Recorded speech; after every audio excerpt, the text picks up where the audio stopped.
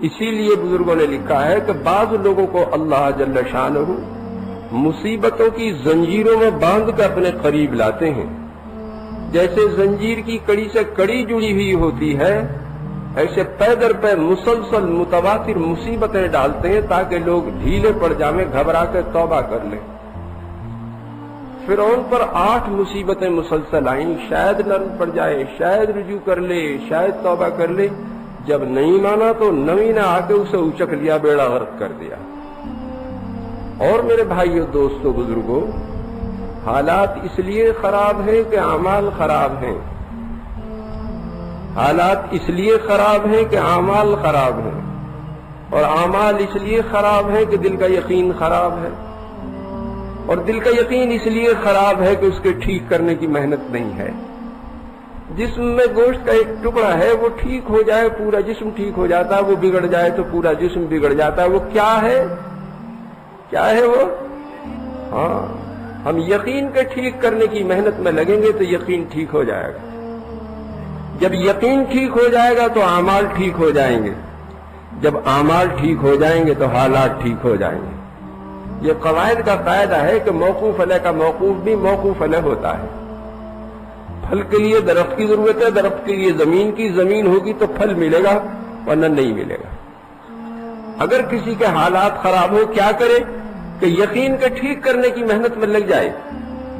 جب یقین ٹھیک ہو جائے گا تو اعمال ٹھیک ہو جائیں گے، جب اعمال ٹھیک ہو جائیں گے تو حالات ٹھیک ہو جائیں گے. درخت کی چوٹی پہ پتے خشک ہونا شروع ہو گئے، وہیں دوا لگا رہے ہیں، وہیں کھاد پانی لگا رہے ہیں تو ہرے ہو جائیں گے. کہاں لگائیں گے؟ جڑ میں. تو جڑ کی بات یہ ہے، اگر کسی کے حالات خراب ہو تو یقین کے ٹھیک کرنے کی محنت میں لگے.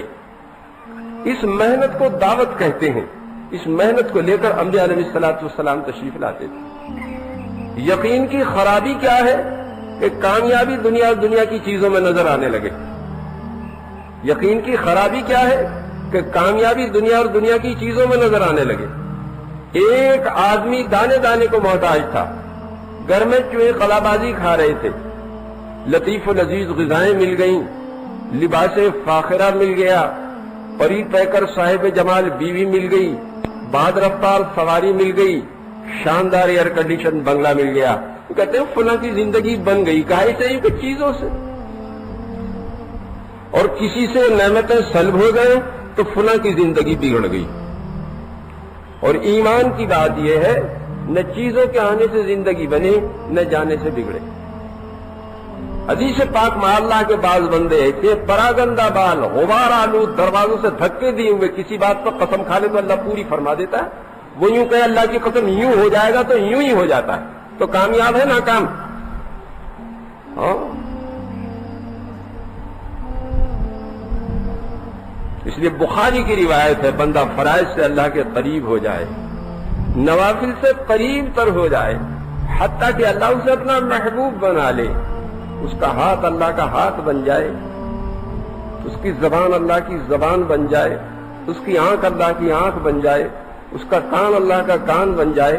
وہ حرم نبوی کے ممبر سے نہاوند کی پہاڑیوں میں حضرت ساریہ کو بغیر ٹیلی ویژن کے دیکھ لے اور بغیر موبائل کے اطلاع کر دے. دریائے نیل کے نام چٹ لکھا امیر المومنین عمر کی طرف سے دریائے نیل کے نام، آج تک جرت نہیں ہوئی کہ رک جائے. کیوں کہ سخر لکم ما فی الارض جمیعا، کائنات مسخر ہو جاتی ہے، اشارے پر چلتی ہے. تو کامیاب ہے ناکام؟ ہاں. اللہ اپنے دوستوں کو دنیا سے اس طرح بچاتا ہے جس طرح تم اپنے مریض کو پانی سے بچاتے ہو. اللہ ایک نعمت دیتا ہے تو 3 نعمتیں سلب کر لیتا ہے. جس نسبت سے مال دیتا ہے اسی نسبت سے صحت خراب کر دیتا ہے. کسی کو ہائی بلڈ پریشر ہے، کسی کو لو بلڈ پریشر ہے، کسی گیسٹرک ٹربل ہے، کسی کو ڈائبٹیز ہے. نرم گرم بستر ہے، اے سی لگا رکھا، کتے پال رکھے، چوکیدار رکھ رکھے، اسٹیل کے کیوار لگا رکھے، بغیر انجیکشن کے نیند ہی نہیں آتی. اور قدم قدم پہ پہرا، پتہ نہیں کہاں گولی لگ جائے. میں تو جب قبرستان جاتا ہوں ہمیشہ خیال آتا ہے پتہ نہیں کفن ملے گا نہ ملے گا، جنازے کی نماز ہوگی نہ ہوگی، قبر ملے گی نہ ملے گی. عالمی سطح پہ ایسے حالات ہیں، حکومتیں جن کے ہاتھ میں بھگ سے اڑ جائیں ذرہ بھی باقی نہیں رہتا. کس پر کفن ڈالیں گے، کسے قبر میں رکھیں گے؟ اور ایک نعمت لیتے ہیں اور 3 نعمتیں دیتے ہیں. جس نسبت سے مال کریں کم کرتے ہیں اسی نسبت سے صحت اچھی بنا دیتے ہیں. رکشہ والا 4 کو بٹھا کے ایسے چل رہا ہے کہ بدن میں موٹر لگی ہوئی ہے. پلے دار 100 کلو کی بوری ادھر سے ادھر ایسے سرکاوے کہ بدن میں کرین لگی ہوئی ہے. جو مکھن توس کھائیں، جام جیلی کھائیں، طاقت کے کیپسول لیں، چلتے ہوئے سانس پھولے، جو چٹنی روٹی کھاوے تو گھوڑے کی طرح جاوے. میں غلط کہہ رہا ہوں جی؟ وقت بے وقت دیکھو رکشہ والا گدی کی پیٹھ پر ٹیکے اطمینان سے سو رہا، جگہ بھی برابر نہیں. رات کے 2 بجے بلاؤ اسٹیشن جانا تو بغیر باڈی گارڈ کے آ جائے گا. ان میں کون خوش نصیب ہے جی؟ کون خوش نصیب ہے اس میں؟ مال والا، غریب؟ اور یاد رکھیے اس دھوکے سے نکلنے کے لیے تبلیغ آئی ہے. یہ کبھی سنا فلاں غریب بچے کو بدماش اٹھا کے لے گئے 50 لاکھ روپے مانگ رہے ہیں؟ سنا کبھی؟ کس کے بچے کو اٹھاتے ہیں؟ ہاں، اسی لیے فرمایا حضور اقدس صلی اللہ علیہ وسلم نے، قابل رشک و مسلمان جس کے پاس بقدر کفاف روزی ہو، کہ آبرو عافیت کے ساتھ چٹنی روٹی مل رہی ہے، عبادت کا وافر حصہ اسے ملا ہو، دعوت میں، تعلیم میں، عبادت میں، خدمت میں، جیسے اللہ کے راستے میں جٹے رہتے ہیں ایسے گمنام زندگی گزارتا ہو. شہرت بھی ایک وبال ہے. ابھی دوپہر کا کھانا کھا کے لیٹے تھے، ذرا آنکھ لگی تھی، ایک صاحب نے آ کے گھنٹی بجائی. السلام علیکم. وعلیکم السلام. کیا بات ہے؟ عجیب، بہت دنوں سے آپ کا نام سنا تھا، زیارت کا اشتہار تھا، زیارت کے لیے آیا تھا. السلام علیکم، جا رہا ہوں. اٹھا کے چلا گیا. ہاں، پیٹھ پر بوجھ کم ہو، جان کو جھگڑے کم لگا رکھے ہو. کہیں پریزیڈنٹ ہیں، کہیں چیئرمین ہیں، کہیں کوآرڈینیٹر ہیں، کہیں سیکرٹری جنرل ہیں. وہاں کرسی میں ایک ٹانگ پھنسا رکھی، وہاں ایک پھنسا رکھی. جب دیکھو موبائل ٹوٹو کر رہا ہے. غسل خانے میں، پاخانے میں، باورچی خانے میں، بیگم کے ساتھ جہاں دیکھیے. کہ اس باولے کو کبھی چین بھی نہیں، کہ باولے کبھی چین سے رہا کہ ان کی رات میں نیند ہی تو اڑتی ہے.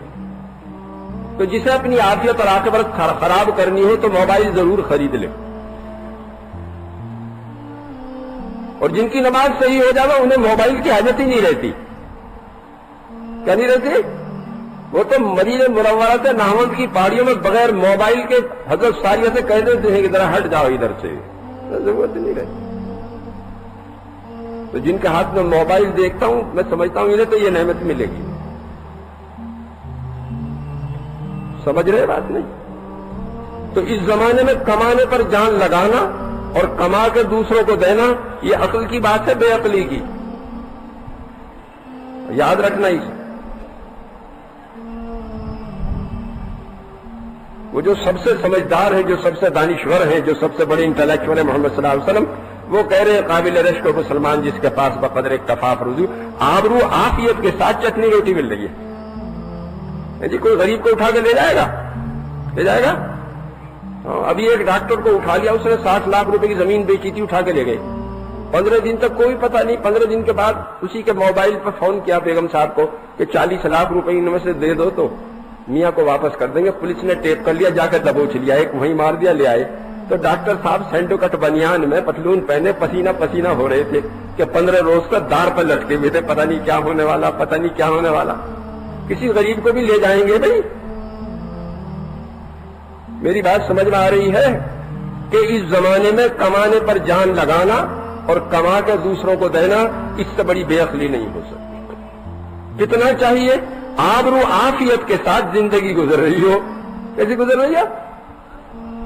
بس اسی لیے حضرت الیاس صاحب فرمایا کرتے تھے، حضور صلی اللہ علیہ وسلم نے صحابہ کرام میں 2 صفات پیدا کی تھی، ایک سادگی، دوسرے مجاہدہ.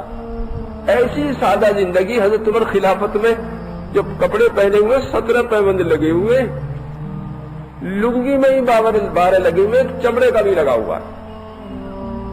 اس لیے ان کی عزت جوتے کپڑوں میں نہیں، تقوی میں تھی. ان اکرمکم عند اللہ اتقاکم. اللہ نے عزت تقوی میں رکھی ہے. کہیں میں رکھی ہے؟ اللہ کے 2 قسم کے احکامات ہیں، ایک کرنے کے، دوسرے نہ کرنے کے. ہمارا مرض کیا ہے؟ جو کرنے کے انہیں بھی کریں، جن سے روکا انہیں بھی کریں. کہ نماز پڑھو ان کا پڑھیں گے، ان کا بد نظری مت کرو ان کا وہ تو کریں گے. کہ روزہ رکھو ان کا وہ تو رکھیں گے، غیبت مت کرو ان کا وہ تو کریں گے. کہ زکات دو ان کا وہ تو دیں گے، سودی کاروبار مت کرو ان کا وہ تو کریں گے. ہمیں بکری کا دودھ تو مرغوب ہے لیکن بغیر مہنگنی کے نہیں، چاہے ایک ہی ہو. جب یہ مینگنی نکل جاتی ہے تو اسے تقویٰ کہتے ہیں. کسے کہتے ہیں تقویٰ بھائی؟ جب دودھ میں مینگنی نہ رہے. کیا نہ رہے؟ وَمَن يَتَّقِ اللَّهَ يَجْعَل لَّهُ مَخْرَجًا وَيَرْزُقْهُ مِنْ حَيْثُ لَا يَحْتَسِبُ. حضرت عبداللہ بن عمر رضی اللہ عنہ سفر میں تھے. دسترخوان پر کھانا چنا گیا. ایک چرواہا آیا، آؤ بھائی کھانے میں شریک ہو جاؤ. حضرت میرا روزہ ہے. ارے پہاڑ کی ایسی شدید گرمی میں روزہ؟ حضرت میں اپنے ایام خالیہ کو وصول